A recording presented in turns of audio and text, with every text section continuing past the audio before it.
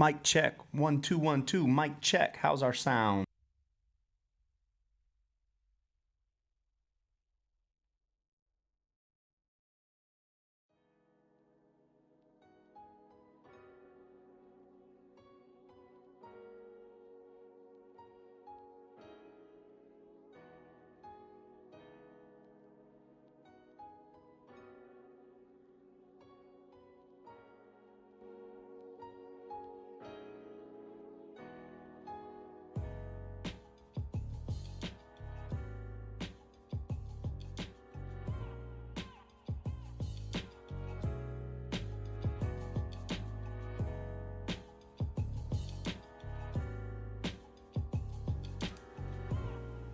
Mic check. How's this sound? Is my music too loud? Check 1, check 2. Gonna be a good show.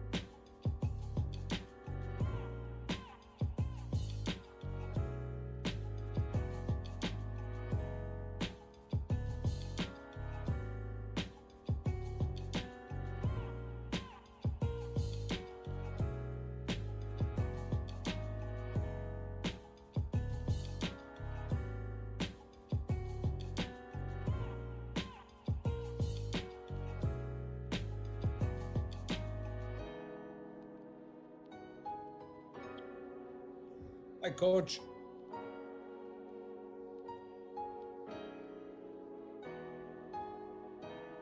Okay.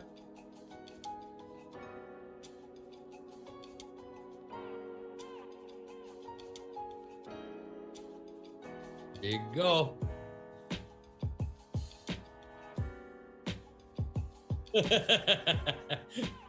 Well, hopefully COVID gets shut down. We don't have to wear masks and then it can all go away. Sounds good.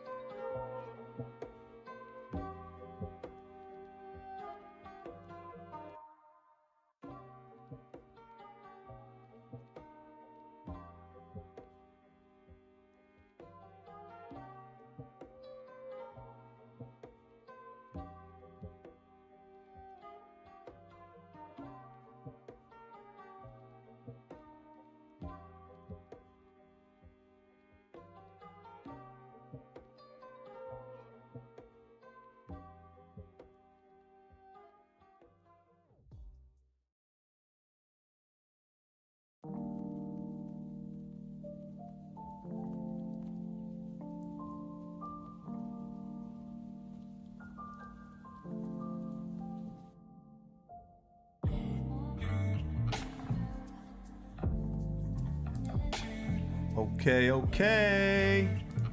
Last show of the month.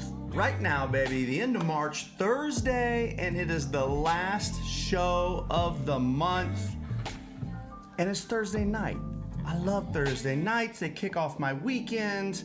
And how many of you are already watching some March Madness, right? We got the play-in games to the real thing tomorrow. But who's already watching March Madness? I'm already watching March Madness. I watched before I got over here today. I'll be watching tomorrow. Of course, my Illini play tomorrow at, 1:15 or so for me. So I'm excited to be watching some March Madness, of course. I was actually, a week ago, I was thinking, oh man, maybe I better cancel the last night of the show because with March Madness, like nobody's gonna want to watch this show, right? Instead, I find out 3 days ago, that they moved the games to Friday, Saturday, Sunday, Monday, for whatever reason. Probably COVID related. Yes, thank you for noticing, Coach Gardner. This, my friends, is what my 7-year-old daughter has been begging me to shave. Dad, right, so when COVID first kicked off, it was my COVID mustache. I was keeping it until we went back to school. Well, we never went back to school. So I eventually shaved it off. Well, my daughter's been begging for it. Spring break, no better time than now to shave it in. And I figure, you gotta have the guts to shave it and let people see it, right? You gotta wear it around for a day or two.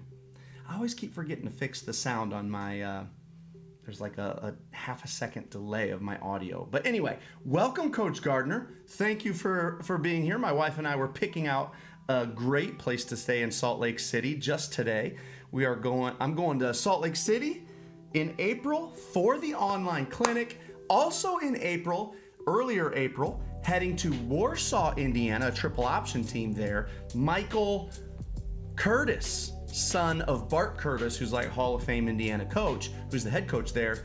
His son Michael's the OC, and their coaching staff's gonna do a 3-video series, mostly triple option based. Excited to get out to Warsaw and then to Utah. Coach Gardner, tell the guys what are you gonna be speaking about, Coach Gardner, when we get out to Utah? Let us know. Thomason in the house out of Oregon, came from practice over to watch the show. Larry Allball, that's my dad, he's in the house. Larry, what do you think of the mustache? What does mom think? I'm not gonna lie, the first time I shaved it in a year ago, I thought it looked ridiculous. And now it just looks almost cool. Almost cool. Hey, beauty is in the eye of the beholder. Fellas, I just posted a new video today on the online clinic, and it's an excellent one. D-line play in the 3-3 stack from Brian Donahue, Silver Creek High School in Southern Indiana. I think they've won 9 games each of the last 2 years. They are playing very good football, and as he started to speak, first of all, look him up on Twitter, it's @RedSwarm, Brian Donahue. As he started to speak, right, at first, most guys, they get in front of that camera, it's just them, like they always start a little slow, it's like this is a little awkward. Then he starts pulling up his film, and it's like drill after drill, film of these drills. I mean, as far as D-line play went, I mean, one of the top D-line videos on our site, just so many incredible drills. Like I said, so many incredible drills. I think you guys are going to really like it. So if you're a member to the online clinic, go check that out. I really do think that there's something you can pull from it. He's got drills from the nose, drills from playing 5-techs, drills from playing as 4 eyes, drilling as 3 men at once, drilling 1 man at a time. So drilling like a whole bunch of guys at once. So many things, as well as footage from Louisville's practice and Indiana's practice. This guy is a student of the game, right? And I'm talking like he's a student of many, many people in the game. College coaches he's spent tons of quarantine on Zoom with. So it's been great, man. Dad says he doesn't want to hurt my feelings. What's up, Pettit? Pettit in the house. And correct me if I'm wrong, Pettit is our guy from Falmouth, Kentucky. Was I right? That's you, right? Todd McDonald in the house out of Florida, complimenting the stash. Something tells me the old man doesn't like it. Hey, I'm going to shout out my sponsor. We're going to go get Jeff Williams in the house. We had him on interview 2 weeks ago, but we didn't get to his pin and pull stuff and his speed option stuff. I've always said speed option a little underutilized out of the gun. Our sponsor is the Coach Pad. No matter if you draw scout cards by hand or use a program on your computer, the Coach Pad will give you back time by never stuffing a binder again before heading out to practice. The first 13 1/3 inch electronic device allowing coaches to clearly display scout cards outdoors in the sun has been a game changer for programs this past fall and those currently playing across the country. It's like not only could you just draw them in, if you like drawing your plays by hand and display them like that and save them, right, and scroll through them, not only could you do that, but you could, if you have a third-party playmaking software, right, whether it's Just Play or it's Huddle, you can just import those right into this pad. Now you're not taking a binder out anymore. You got everything right there. So good. All right, Gardner's speaking on simple multiplicity from the stack. You know that's right up my alley, Gardner. It's like putting on a clinic for me personally. You know I like the stack, and I've been too scared to really be too multiple, right? I get a little chicken. I'm a little chicken. Let's get Coach Williams in the house. Admit.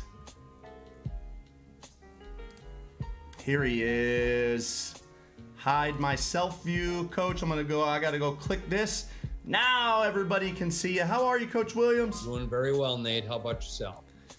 Man, I'm doing pretty good. Have you started watching basketball yet? I had to drop off our baseball fundraiser check, and the guy that I dropped it off with had the game up on his big screen in his garage door open. It's like 48 degrees here in Minnesota, so that's garage door open, shorts, t-shirt, watching basketball in the garage. So hey, 48, that's like official spring weather in Minnesota. It's got to be. Absolutely. Cargo shorts come out among all of us boomers.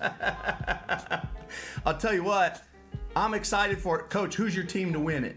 Illinois. Let's go! I enjoyed the Big Ten tournament thoroughly. That is a well-balanced team. They've just got some studs. You watched them play a little bit. Absolutely. It really was an incredible tournament. It was. And they had to fight through a lot to win it. I was impressed. Obviously, an Illinois fan. I'm like 3 wood away from the stadium here right now from my downtown office. So big Illini fans, we got Illini fever right now, and we're hopeful, right? But I was saying before the seeds come out, so once they won the Big Ten tournament, we knew we were a shoe-in for a number 1 seed. Right. But a week ago, 2 weeks ago, I wasn't so sure. And at the time, I'm thinking, I'm not so sure I want a number 1. That's a lot of pressure, isn't it? Correct. Everybody's gunning for you, a big target on your back, But once you're the number 1, then it's like, okay, now what's your path, So that's intriguing too. And I think they've got a nice path into the Final Four. Now listen, I've never come into a season as the defending champ. Coach, you've done it twice now. 3 times. 3 times. The defending state champ. What's it like preparing for a season when we were the champs a year ago? We won it all. How do you keep yourself sharp? We actually did hand out t-shirts a couple years ago that did have a giant target on the back. It said, "Oh, it's on a football," and then just had a big target. And we talked to the kids about the fact that everybody's gunning for you. But I just met with my captains the other day, and we kind of talked some leadership things. And we always do, what are we excited about? What do we think we need to get better at between now and August 16? And one of the captains said something that was very interesting. As a negative, improve, a delta, there's a lot of pressure on us to be great. And then he also put that in the positive area. So there's that double-edged sword, everybody kind of wants to be that team that everybody wants to chase. But once you get there, you realize it's kind of lonely. There is a lot of pressure. There's a lot of expectations. And you still see a hill above you that needs to be climbed, or like the myth of Sisyphus, where, you get the rock up to the top of the hill and then the dang thing rolls back down again. And then you got to start rolling her right back up the hill. So we talk a lot about those kinds of things with our kids, that people are gunning for you. It's king of the hill in 5th grade. You're up on the top of the snow heap and there's 50 kids trying to come up the snowbank trying to get you. It's a lonely place to be and a tough place to be, but that's where you want to be. I think I remember Dabo in an interview saying, man, every summer, whenever we start again, it is clean slate for us. We are starting from square one. And kids don't want to start from square one. No. Coaches don't want to start from square one, but it's square one. Have you taken that same approach with your program in the summer when it comes down after years where you won the title? The first time that kids start slacking off in the weight room, where we're seeing things that we don't like there's a sense of entitlement kind of coming in. We walk down the hallway, we look in the trophy cases, and then I remind them, those trophies aren't yours. You guys didn't earn those things, okay? Mm-hmm. They are only evidence that if you buy in and you do things right, then you have a chance to also put a trophy in the case. But none of those things belong to you. They're only evidence that it's possible here in Owatonna if you guys do things right. And yes, we start that first day of practice, gentlemen, this is the football, don't put it on the ground. And then we go from there. So it's back to square one. And it is frustrating. You'd like to be able to say, well, we've ramped up and we're here now, and now we only have to go there. But that's not true. You got a whole batch of new kids who weren't around for the last championship, and you've got to start from scratch. And that's the only mentality that you can take. I love hearing that. If you guys haven't seen the video where my travel video, my behind, I guess I call it like raw footage, my travel video where I went to Minnesota, then South Dakota, and we spent a long time walking the halls of Owatonna. If you haven't seen that video, click below, after this show, make sure you find it. It's here on our Chief Pigskin YouTube channel. It's called Road Trip. It was not very old, and I just want you guys to see how well manicured the school is, again. And when I told you I walked in, it looked a lot like my old high school as far as time period and how old it was. But you guys, every piece of that school is finely manicured. I mean, it's gorgeous. I just loved it. Did you get a chance to see the video, my road trip video? I did. I watched it. I watched the whole thing and I enjoyed it thoroughly. And it's neat to see our facility from somebody else's point of view, because we live in it. It's right. In the same way that when somebody comes and visits your house and they look and say, wow, you did a great job with that. It's like, I haven't noticed that since we built the place. It's just kind of nice to see it from a different perspective. Well,